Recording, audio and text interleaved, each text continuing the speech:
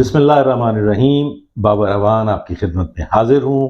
آج ہمارا talking session جو ہفتہ وار ہوتا ہے، اس میں آج ہم نے آپ سے 3-4 اہم پوائنٹس ڈسکس کرنے ہیں، اور ان اہم پوائنٹس میں پہلا پوائنٹ تو ہے وہ جو یہ کم عمر بگڑی ہوئی اولادیں جو تیز رفتار گاڑیاں چلاتے ہیں اور جو ڈرائیور صاحبان زیادتی کر رہے ہیں ہائی ویز پہ، اور اس کی نسبت اور دیگر جرائم کو لے کے گفتگو کرنی ہے.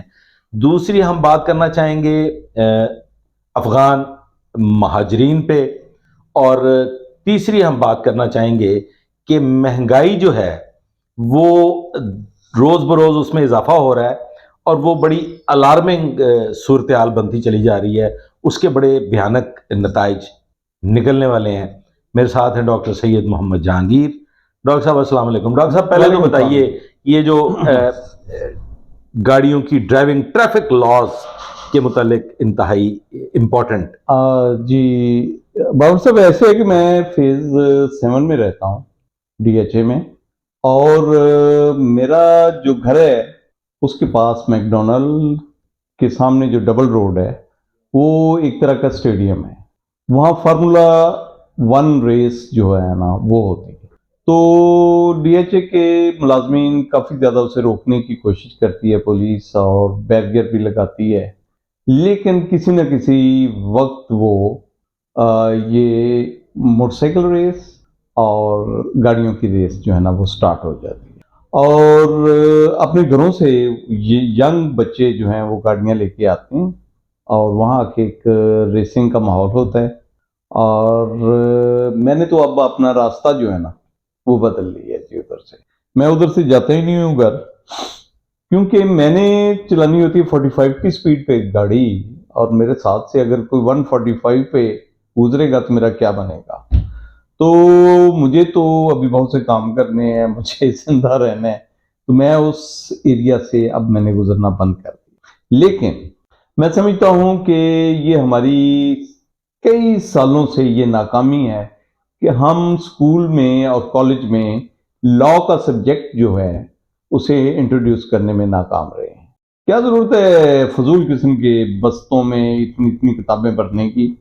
ایک کتاب اور بھریں، وہ ہو قانون اور سزا کے موضوع پہ، اور اس کا ایگزام ہو، اور وہ کمپلسری سبجیکٹ ہو، آپشنل نہ ہو، کمپلسری سبجیکٹ ہو، تاکہ ہم دیکھیں کہ اگر ہم وہ سبجیکٹ پڑھنے کے باوجود ہم قانون پہ نہیں چلتے تو پھر ہمارے لیے سائیکیٹرسٹ کی اور سائیکالوجسٹ کی ضرورت ہے. ہماری ریہیبلیٹیشن کی آپ بات کر رہے ہیں. ریہیبلیٹیشن بہت ضروری ہے.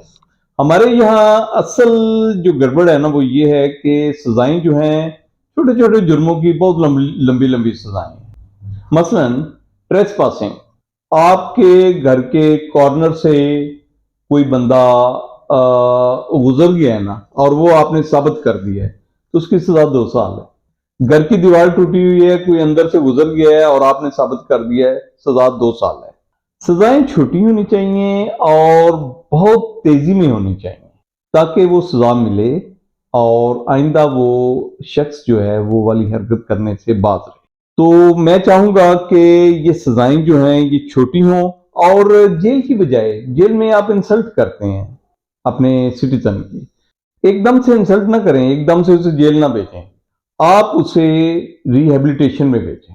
ریہیب ہو، آپ نے بچے نے قانون کو توڑا ہے، بچے نے پتنگ بازی میں قانون کو توڑا ہے، بچے نے اس پہ اشارے پہ قانون کو توڑا ہے، بچے نے 1 وے کو پامال کیا ہے، تو اسے آپ 1 ہفتے کے لیے ریہیب میں بھیج دیں.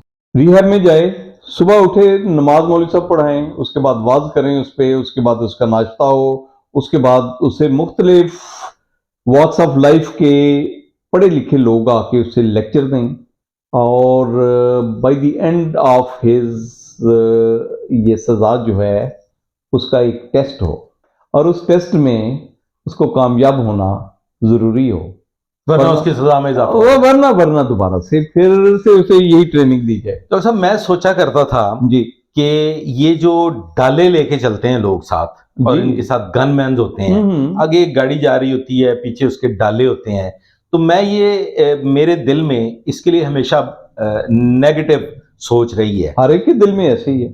لیکن جب ہم ٹریولنگ کر رہے ہوتے ہیں, ہم لوگ جو بغیر گن مینز کے, بغیر سیکیورٹی کے ٹریول کرتے ہیں, ہم جو سرکمسٹانسز فیس کرتے ہیں, مثلا یہ حالیہ مجھے جانا ہوا اتفاقاً, اچانک میں جی ٹی روڈ پہ میں نے ٹریول کیا, اور جی ٹی روڈ پہ ٹریولنگ کے نتیجے میں 3 سے 4 مقامات ایسے آئے جہاں پہ پریکٹیکلی, میں کوئی اگریشن کی بات نہیں کر رہا, لیکن پریکٹیکلی میرے اندر یہ خواہش پیدا ہوئی کہ کاش میرے ساتھ 2 ڈالے ہوتے اور اس کے اندر گن مین ہوتے, اور یہ جو شخص سڑک کے بیچوں بیچ گاڑی ایک سائیڈ کو لگا کے اور اس انداز میں کھڑا گفتگو کر رہا ہے یا کسی کے انتظار میں ہے, یہ میں نے مختلف واقعات کو اکٹھا کر کے کولیکٹیولی بات کر رہا ہوں.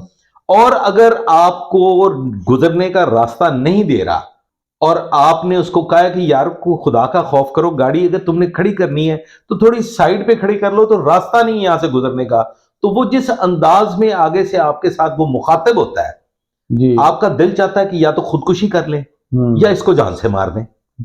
میرے ساتھ یہ 4 واقعات ہوئے ہیں اس ٹریولنگ کے دوران, 1 دفعہ جاتے ہوئے اور 3 دفعہ واپس آتے ہوئے, کہ اس انداز میں گاڑی کھڑی کی کہ ایک سائیڈ پہ بالکل ایج ہے, ایج کے ساتھ فٹ پاتھ شروع ہو رہی ہے, اس پہ گاڑی آپ چڑھا نہیں سکتے, اور اس شخص نے گاڑی کھڑی کی ہوئی ہے, اور میں نے اس کو سائیڈ پہ ہو کے کہا کہ یار گاڑی تھوڑی سائیڈ پہ مطلب ایک سائیڈ پہ کر لو, مجھے گزرنے کا راستہ دے دو.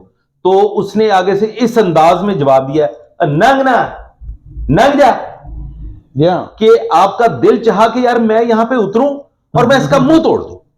تو مجھے وہ جسٹیفائڈ ایکٹ لگا ہے کہ وہ لوگ جو وہ مجبوراً اپنے گارڈز اور ساتھ وہ گن مین اور سیکیورٹی گارڈ لے کے چلتے ہیں, کہ ہماری مینٹیلٹی, ہمارے اندر وہ ٹینڈنسی ہے کہ ہم نے غلطی بھی کرنی ہے. ایک ون وے ہے, جانے کا راستہ ہے, ایک وی بنی ہوئی ہے, ایک آنے کے لیے مین روڈ پہ اور ایک جانے کے لیے مین روڈ سے سائیڈ روڈ کو. تو میں جانے والی سڑک پہ مڑا ہوں جس پہ کسی کو آگے سے نہیں آ رہے ہونا چاہیے, تو سامنے سے ایک موٹر سائیکل سوار این سڑک کے بیچوں بیچ 3 نوجوان اس پہ سوار ہیں, اور وہ میری گاڑی کے سامنے آ گئے اور آ کے وہ یہ خواہش کر رہے ہیں کہ میں گاڑی سائیڈ پہ لگا لوں اور وہ گزریں. تو میں نے ان کی طرف اشارہ کر کے کہا کہ یار تم ون وے آ رہے ہو. تو مجھے اس حقارت سے انہوں نے گالی دی ہے کہ میرا دل چاہا کہ میں یا تو یہیں فوت ہو جاؤں یا پھر میرے ساتھ 2 ڈالے ہونے چاہیے تھے, اور میں ان کو یہاں سے بتا کے جاتا کہ تم ایک تو ون وے کی خلاف ورزی کر رہے ہو, اور دوسرا تم یہ خواہش کر رہے ہو کہ یہ جو شخص صحیح آ رہا ہے روڈ پہ, اس کو سائیڈ پہ ہو جانا چاہیے. یہ ایک ٹینڈنسی ہے ڈاکٹر صاحب, اس کے بارے میں بھی تو کوئی رائے دینا. اس کے بارے میں ایسے ہے کہ 100% ایجوکیشن اس ملک میں ہو, جو بچہ پیدا ہو وہ 10 سال تک سکول ضرور جائے, اسے بالکل فیل نہ کریں جیسے کہ پچھلے دور میں ہوا بھی تھا. اسے میٹرک کا ایگزام دینا چاہیے, اور اس چیز کو بچے کو سکول جانے پہ کاربند کرنے کے لیے اس کی ماں اور باپ کو قانوناً باندھا جائے. جو باپ بچہ پیدا کر سکتا ہے, جو ماں بچہ پیدا کر سکتی ہے, وہ اسے سکول سے ہر صورت اسے سکول بھیجے, اور وہ بچہ 10 سال تک ایک ڈسپلن میں رہے. ڈاکٹر صاحب ہمارے تو یہاں پہ بوڑھے ڈسپلن میں نہیں ہیں. ایک نسل کی جو ہے وہ تربیت رہ گئی ہے, پوری ایک نسل کی تربیت رہ گئی ہے, اور وہ نسل جو ہے وہ اب ہماری شکل میں اس وقت تک زندہ ہے. نہیں, یہ جو لوگ ہیں نا, ہم لوگ جو ہے نا, ہم لا ابائڈنگ سٹیزنز ہیں, یہ میں آپ کو بتا دوں. آپ تربیت کرنا شروع کریں نا, میں دیکھتا ہوں کوئی رجسٹ نہیں کرتا, یہاں بالکل نہیں رجسٹ کرتے.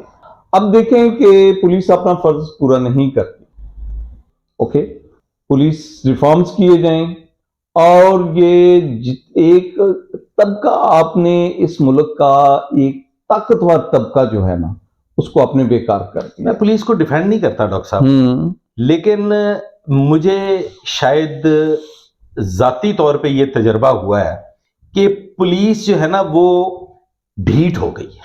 وہ ڈھیٹ کیوں ہو گئی ہے کہ جب ہم نے ہر چیز کو فار گرانٹیڈ لے لیا ہے. جی ایک پولیس والے کو کیا پڑی ہے کہ وہ پتنگ بازی روکنے کے لیے کسی چھت کی جو ہے اس پہ چڑھے جی اور وہاں عورتوں سے جوتے کھائے. جی اتنے واقعات پتنگ بازی کی صورت میں پولیس فیس کرتی ہے کہ عورتیں گلے پڑ جاتی ہیں. جی اور پھر معاشرہ کہتا ہے جی پولیس ہائی ہینڈڈنیس کی طرف جا رہی ہے. تو پولیس والوں نے بھی یہ سوچ لیا ہے کہ سانو کی ہاں جی مرتے ہیں تو مرے. پہلے تو آپ سوچتے ہیں نا مینو کی, ہاں پھر تانوں کی, پھر تینوں کی, ہاں تو پھر سارے مل کے کہتے ہیں سانو کی. اسی طرح سانو کی ایسی کہاں گے نا. میں نے اس معاشرے میں بطور پولیس آفیسر یہ دیکھا ہے کہ ماں اور بہنیں جی ہر طرح کے کرمنل بھائی اور بیٹے کو سپورٹ کرتی ہیں. بالکل. باپ اگر سپورٹ کرتا ہے تو وہ 20% ہے. وہ جو کرمنل فیملیز ہیں جو کہ باپ دادا کا کاروبار ہی کرائم ہے, اس میں تو باپ شامل ہے, چاچے شامل ہیں, تائے شامل ہیں, بھائی شامل ہیں. لیکن جہاں پہ کسی فیملی کا کوئی ایک فرد کرائم کر رہا ہے, وہ نارکوٹکس میں انوالو ہے یا وہ کسی بھی دیگر جرم میں انوالو ہے, وہ ڈکیتی کر رہا ہے یا وہ رازنی کر رہا ہے یا وہ چھوٹا موٹا چور ہے, اس کو 100% سپورٹ ہوتی ہے اس کی مدر کی. جی. اور وہ ناک میں دم کر دیتی ہے اپنے خامند کے, اور وہ ناک میں دم کر دیتی ہیں بہنیں اپنے باپ کے کہ اس کی ضمانت کروانی ہے, اس کو جیل سے ہر صورت میں لے کے آنا ہے, اس کو پولیس سے ہر حال میں چھوڑوانا ہے. ان سرکمسٹانسز کو فیس کرتے کرتے پاکستان کی پولیس جو ہے وہ ڈھیٹ ہو گئی ہے. وہ بھی اب سوچتے ہیں کہ یار ٹھیک ہے پھر ایسے ہی چلنا ہے, کیونکہ نہ معاشرہ ہمیں سپورٹ کرتا ہے نہ حکومت سپورٹ کرتی ہے. آپ سر دیکھیں نا ڈاکٹر صاحب, اس کے بارے میں آپ کہیں گے. میں نے سوشل میڈیا پہ اویلیبل ہیں وہ ویڈیوز کہ انگلینڈ جیسے ملک میں, امریکہ جیسے ملک میں جو ترقی یافتہ ممالک ہیں, وہاں پہ بیٹن سے عورتوں کو بھی پھینٹی لگتی ہے, پولیس پیچھے ہتھکڑی لگا دیتی ہے عورتوں کے.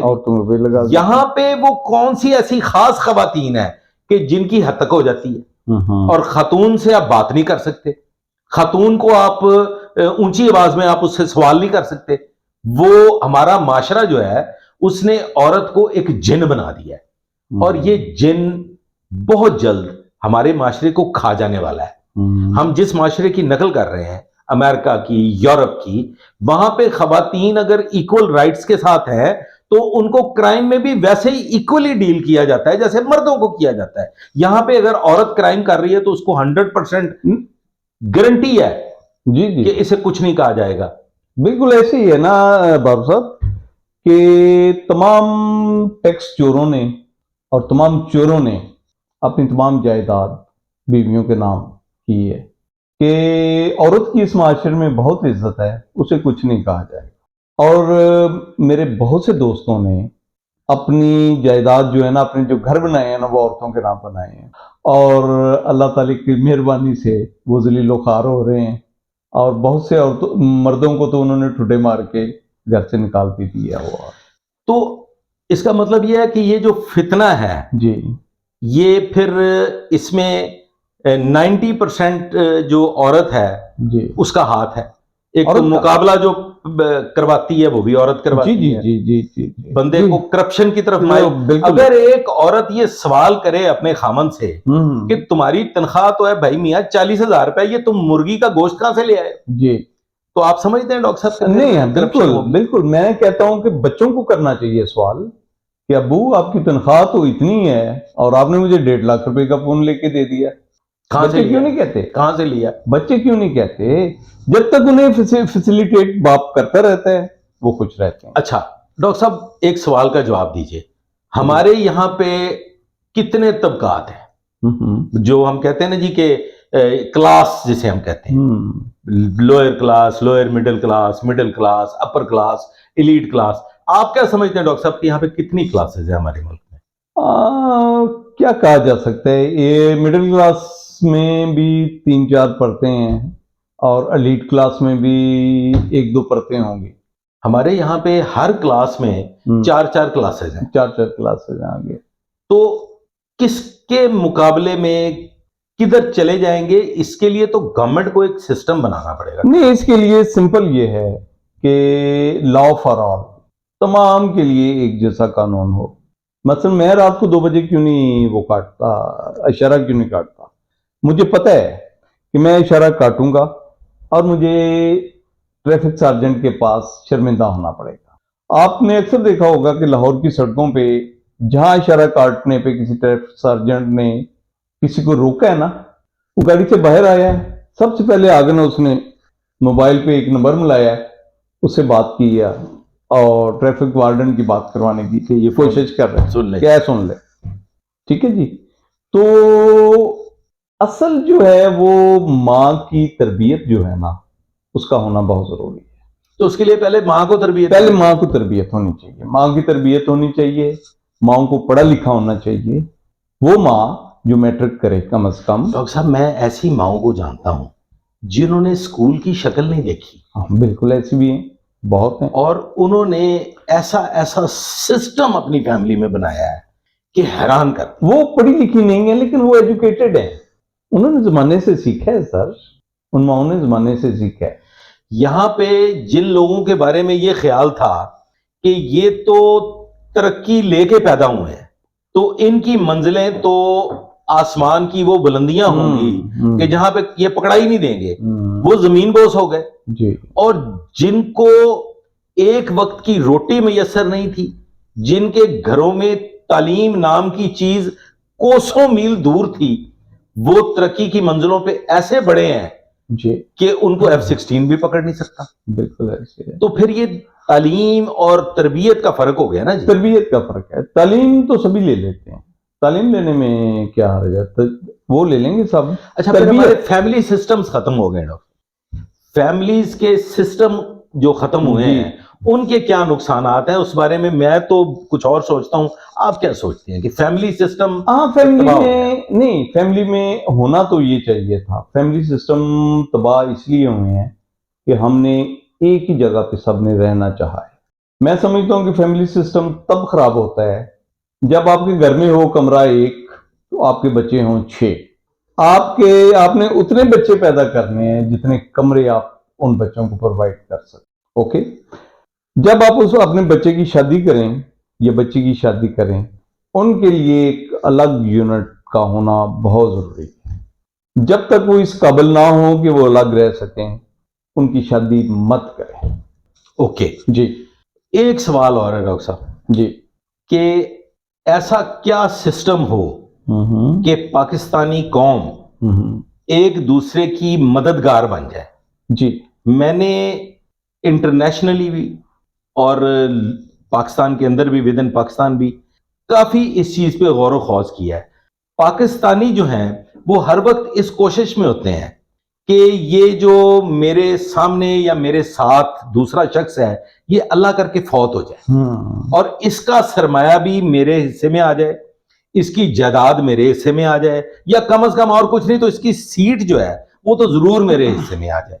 वेयर एज मैं ये देख रहा हूं कि बाकी कौमें जो हैं वो अपने लोगों को सपोर्ट करते हैं, वो अपने लोगों के लिए राहें हमवार करते हैं। हम पाकिस्तानी रास्ते में पत्थर और रोड़े डालते हैं ताकि ये यहां से स्लिप हो, इसको टेढ़ा लगे और ये तबाही की तरफ जाए। इसकी क्या वजह है, क्या ऐसी कमी रह गई है हमारी नेशन में? ऐसे हम कर सकते हैं, ऐसे कर सकते हैं। आज से कल से आप ऐसा करें कि अपने इर्द गिर्द जो बच्चा जो बड़ा आपके इर्द गिर्द हो उनको आप अपनी दोस्ती में ले लें, उनके साथ एजुकेशन डिस्कस करें। आप अगर एजुकेट कर सकते हैं तो उन लोगों को एजुकेट करें, आप उनको किसी तरह का नॉलेज दे सकते हैं तो नॉलेज दें।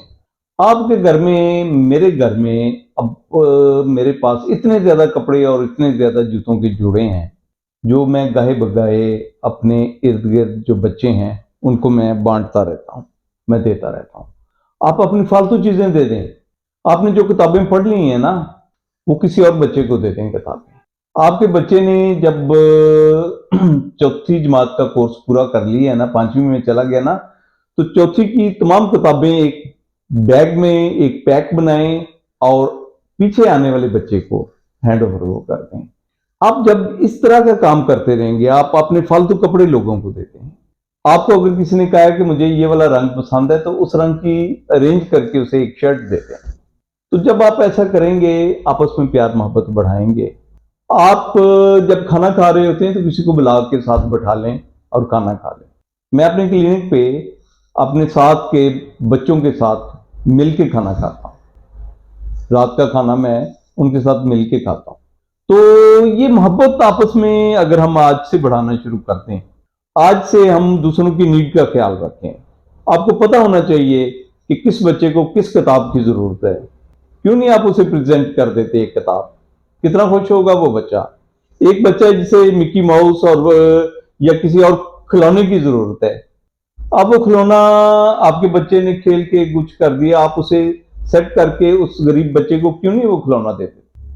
مطلب یہ پھر ایز این انڈیویجول ہر ایک شخص کو اپنے طور پہ اس کے لیے کوشش کرنی پڑے گی، کیونکہ حکومت کی طرف سے تو کوئی ایسا سسٹم نہیں. حکومت کیا ہے؟ حکومت ہم خود ہیں نا یار. عوام کیا ہے؟ کیا حکومت ہے؟ ڈاکٹر صاحب یہ ایک آج کل افغان مہاجرین کا ایک بڑا بھائی چارے کی بڑی مثال، بھائی چارے کی بڑی جو ہے وہ بہت بڑی مثال ہے، اور یہ اس پہ بہت بات ہو رہی ہے جی. ان کو یہاں سے اب روانہ کرنے کا وقت جو ہے وہ گزر چکا ہے، اور ان کو آہستہ آہستہ روانہ بھی کیا جا رہا ہے. بہت لوگ اس پہ واویلا بھی کر رہے ہیں کہ جی یہ بڑی زیادتی ہو رہی ہے، بڑا ظلم ہو رہا ہے. آپ کا اس بارے میں کیا خیال ہے؟ آپ کیا کہتے ہیں؟ نہیں، ظلم کی بات کیسے کہہ سکتے ہیں آپ کسی کے گھر مہمان آئے ہیں اور آپ نے آ کے نسلیں ڈاکٹر صاحب یہاں پہ ان کی دادا تھا پردادا تھا. نہیں، ایسے ہی آپ ایک چھوٹے سے لیول پہ لے آئے نا کہ آپ کے گھر میں مہمان آ گئے، وہ ٹکے ہوئے ہیں، ادھر ہی ان کے بچے پیدا ہو گیا، مہمان کا بچہ بھی پیدا ہو گیا، اب بچہ وہ بڑا ہو گیا آپ کے گھر میں. لے کے بھی تو ڈاکٹر صاحب ہم خود ہی نہیں ٹھہر سے نا. ویسے آپ کے گھر میں کوئی مہمان، میں ایک مثال دے رہا ہوں کہ آپ کے گھر میں ایک آدمی اپنے 2 بچوں اور ایک بیوی کے ساتھ آ جاتا ہے، آپ ایک کمرے میں اسے رکھ لیتے ہیں، آپ اس کی خدمت بھی کرتے ہیں، اور وہ ایک بچہ اس کا ادھر اور پیدا ہو جاتا ہے. پھر اس نے اپنے بچے کی شادی بھی ادھر ہی آپ کے گھر میں بیٹھے بیٹھے ہی کر دیتا ہے. اچھا وہ ادھر ہی ہے، اور پھر اس کے بچوں کی شادی بھی آپ کے گھر میں ہی ہو جاتی ہے. آپ اسے کہتے ہیں کہ بھائی میرا کھانا پینا میرے لیے اپنی جگہ کم بچی ہے، تو آپ ایسے کرو کہ آپ اپنے گھر واپس چلے جاؤ، مہمانداری بہت ہو گئی ہے. تو وہ ناراض ہو جاتا ہے، آپ کا پڑوسی بھی ناراض ہو جاتا ہے کہ اسے کیوں کہہ رہے ہو کہ یہ اپنے گھر واپس چلا جائے. بھائی کیوں نہ جائے وہ اپنے گھر واپس؟ کیا ہونا کیا چاہیے؟ ان کو جانا چاہیے اپنے گھروں کو واپس. میں تو کہتا ہوں کہ جب رشین وار ختم ہوئی تھی نا، افغان بہت بہادر قوم ہے، آپ کو پتہ ہے. افغان 1.5 کروڑ تھے، آبادی تھی افغانوں کی، اس میں سے 40 لاکھ 35 لاکھ پاکستان میں آ گئے اور 20 لاکھ کے ایران میں چلے گئے. یعنی کہ 1/3 سے زیادہ آبادی جو تھی بہادر افغانوں کی، وہ رشین آرمی کے آتے ہی ادھر دوڑ گئی آبادی کو، وہ آگے ادھر. اب پچھلے 40-45 سال سے وہ ادھر ہی. ایک تو یہ ہیں افغان مہاجرین جو رشین وار کے دن میں آئے، پھر رشیا کی وار ختم ہو گئی، پھر ہمارے جو اقتدار میں لوگ ہیں ان کو ایک چسکا پڑا ہوا تھا کہ یونائٹڈ نیشن سے جو ان کے لیے امداد آتی تھی اس سے ان کے گھر چل رہے تھے، افسروں کے گھر چل رہے تھے. تو انہیں بالکل یہ ضرورت نہیں تھی کہ وہ ان افغان مہاجرین کو کہتے کہ بھائی جان اب افغان رشین مار کھا کے چلے گئے ہیں، رشیا ٹوٹ گیا، آپ چلے جائیں واپس اپنے گھر. وہ اپنے گھر نہیں گئے. اپنے گھر نہیں گئے تو 9/11 آ گیا. ایک انفلکس 9/11 میں ادھر آیا مہاجرین کا. یہ دونوں مہاجرین جو ہیں نا، ان دونوں کو کارڈ ایشو ہوا. اچھا یہ کارڈ ان کو ہوئے، اب انہوں نے جتنے ادھر بچے پیدا کیے، ہمیں بتایا جائے نا، ہمیں ہمارا رائٹ ہے کہ ہمیں پتہ چلے، ہمیں ہماری گورنمنٹ بتائے کہ کتنے افغان مہاجرین آئے ادھر. گل محمد جو آیا تھا ادھر ایک بیوی اور 6 بچوں کے ساتھ، آج گل محمد کی فیملی کیا ہے، اس کے بچوں کے آگے بچے اور ان کے آگے بچے، وہ تو 50-50 ہو گئے ہیں، 50-50 ہو گئے ہیں. جو تو ان کو بھی کیا کارڈ ایشو کیے ہیں کہ نہیں کیے، یا صرف گل محمد کو کارڈ ایشو کیا تھا؟ ٹھیک ہے، ایک تو یہ کریں. اس کے بعد یہ ہوا کہ پھر 9/11 کے بعد پھر امریکہ گھس گیا ادھر. امریکہ جب گھسا ہے ادھر تو امریکنز کو انہوں نے سپورٹ کرنا شروع کر دیا وہاں کی آبادی نے. انہوں نے فوج میں بھی بھرتی ہو گئے, وہ امریکن فوجی تھی, وہ پولیس میں بھی بھرتی ہو گئے, مختلف محکموں میں ہو گئے. اب جب 20 سال کے بعد امریکہ ادھر سے نکلے تو یہ سارے لوگ بے روزگار ہو گئے. اب طالبان کی حکومت ادھر آ گئی. اب طالبان کی حکومت ادھر آ گئی. انہوں نے طالبان کے اگینسٹ امریکہ کے ساتھ مل کے اپنے ہم وطنوں کے لیے بہت برے دن دکھائے تھے انہیں. اب زمین تنگ کر دی. زمین تنگ کی ہوئی تھی انہوں نے. یہ جو ہی وہ گئے آپ نے دیکھا تھا کہ جہازوں کے پروں پہ وہ چڑھ کے گئے ہیں. بالکل ایسے ہی ہوا ہے, ہاں ایسے ہی ہوا ہے. اور جہاز بلندی پہ گیا اور وہ بیچارہ گر گیا. ٹھیک ہے, یہ سب کے سب لوگ جو گرے نہیں وہ ادھر آ گئے, وہ پھر پاکستان میں آ گئے. یہ ہے غیر قانونی گھس بیٹھیے. نہیں گھس بیٹھیے نہ کہیں, افغان مہاجرین. یہ جو آپ سن رہے ہیں نا گورنمنٹ آف پاکستان سے کہ افغان مہاجرین کو جانا ہے, اس میں آپ غور نہیں کر رہے کہ وہ کہہ رہے ہیں غیر قانونی مہاجرین, افغان مہاجرین جو ایسے آئے ہیں جن کے پاس کارڈ نہیں ہے. ابھی تو آپ نے ان کو چھیڑا ہی نہیں جن کے پاس کارڈ ہیں. آپ نے گل محمد کو چھیڑا ہی نہیں کہ جس کے 50 بچے ہو چکے ہیں. تو اب گل محمد سے ہمیں معافی مانگ لینی چاہیے. وہ ان کی ٹیم ہمیں بیکاری کہتی ہے, وہ کہتی ہے ان بیکاریوں پہ. ٹھیک ہے, ہمیں گالیاں دیتے ہیں, بیکاری کہتے ہیں ہمیں. ہمارے گھر میں مہمانوں کے طور پہ رہے, ہم نے مہمانداری کی, ہماری طرف سے, ہماری گورنمنٹ کی طرف سے کوئی کمی نہیں ہوئی, کسی طرح کی کوئی کمی نہیں ہوئی. اب ان کے اچھے دن آ گئے ہیں. ایک نیک طالبان کی حکومت ادھر آ گئی ہے. بھئی اب آپ واپس چلے جائیں. اتنے کہنے کی دیر ہے کہ بہت سے لوگوں نے یہ کہنا شروع کر دیا کہ یہ زیادتی ان کے ساتھ نہیں, یہ زیادتی میرے اور میرے بچوں کے ساتھ ہے. بچوں کے ساتھ ہے. تو پلیز انہیں جانے دیں, انہیں کہیں کہ اب آپ اپنے گھر چلے جائیں. اور ہماری اب آپ چلے جائیں, ہم خود مہاجرین ہونے والے ہیں. تو بیٹا جا کے تم ادھر جا کے ذرا چیزیں سیٹل کرو. ہم آ رہے ہیں, ہماری مہمانداری اگلے 40 سال کے لیے آپ نے کرنی ہے. تو پلیز خواتین و حضرات, آج کی یہ گفتگو جو تھی, یہ ایک تو تھی کہ ہمارے یہاں ملک میں لاقانونیت بہت زیادہ ہو چکی ہے. اس کے لیے نوجوان نسل کو بھی تربیت کی ضرورت ہے, ماؤں کو بھی تربیت کی ضرورت ہے, اور سکولز میں لا کی ایجوکیشن کی ضرورت ہے. یس, اس کے علاوہ وہ کمپلسری سبجیکٹ کے طور پہ قانون جو ہے وہ سکولز میں پڑھایا جانا چاہیے. اس کے علاوہ نتیجہ یہ نکالا کہ ریہیبلیٹیشن سینٹرز بننے چاہیے جہاں پہ سزا سے پہلے تربیت کا نظام ہو, سزائیں چھوٹی کر دی جائیں, ریہیبلیٹیشن کی مدت بڑھا دی جائے. اسی طرح سے افغان مہاجرین کے حوالے سے ڈاکٹر صاحب کا یہ کہنا ہے کہ وہ ہمارے مہمان تھے, ہم نے ان سے بڑی محبت کی. اب انہیں چاہیے کہ وہ جا کے ہمارے لیے راہیں ہموار کریں. کچھ عرصہ ہم ان کے پاس آ کے قیام کریں گے اور وہ ہماری مہمانداری پتہ نہیں کب تک قیام کریں گے, کب تک قیام, وہ انلمیٹڈ قیام کے لیے ہم بھی حاضر ہو رہے ہیں, ہم بھی آ رہے ہیں. تو خواتین و حضرات, آج تک کے لیے بس اتنا ہی. آئندہ کے لیے میرے ساتھ رہیے گا اور کمنٹ باکس میں سوالات کیجیے گا کہ آئندہ ہم آپ کے لیے کیا پروگرام لے کے آئیں جس سے آپ کی بہتر رہنمائی ہو سکے, یا کوئی تشنگی ہے تو وہ ہم دور کر سکیں. جی, اللہ حافظ.